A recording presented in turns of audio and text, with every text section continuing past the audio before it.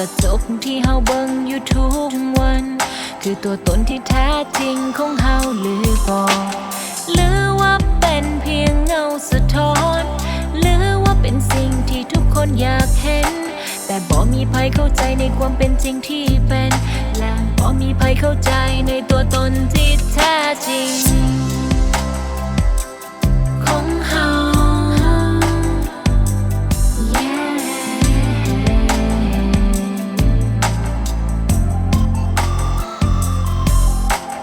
แล้วคำถามก็เกิดขึ้นในจิตใจ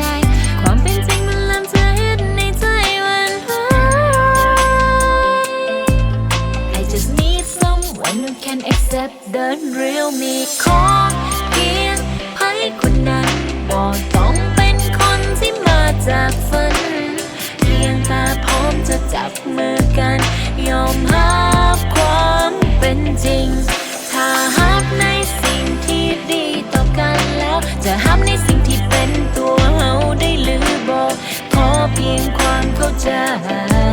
ว่าทุกคนบ่ได้สมบูรณ์แบบไปทุกอย่าง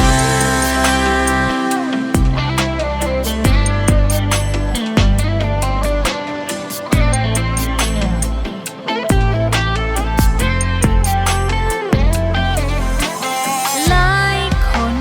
ที่มีความฮักสุดท้ายก็ต้องยอมและหยุดพักเพราะคิดว่าฮักจะสวยงามจนลืมอีกด้านหนึ่งของความเป็นจริงบางคนเห็นเพียงเงาสะท้อนฮักเพียงแต่สิ่งที่เขานั้นได้เห็นแต่จะมีใครเข้าใจในความเป็นจริงที่เป็นและจะมีใครเข้าใจในตัวตนที่แท้จริงของเฮา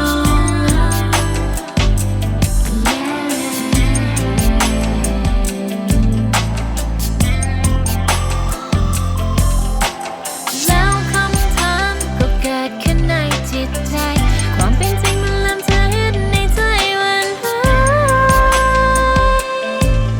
I just need someone who can accept the real me ขอเพียงให้คนนั้นบ่ต้องเป็นคนที่มาจากฝันเพียงแต่พร้อมจะจับมือกันยอมรับความเป็นจริง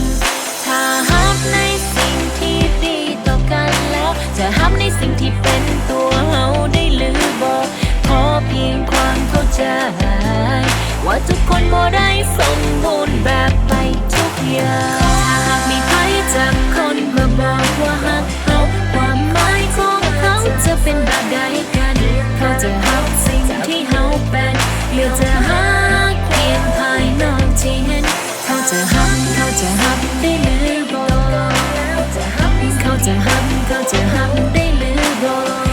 เขาจะฮับได้หรือบอกว่าทุกคนบ่ได้สมบูรณ์แบบไปทุกอย่าง No one is perfect มีขอเพียงให้คนนั้นบ่ต้องเป็นคนที่มาจากฝันเพียงแต่พร้อมจะจับมือกันยอมรับความเป็นจริง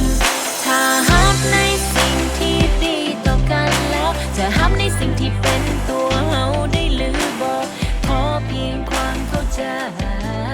ว่าทุกคนบ่ได้สมบูรณ์แบบ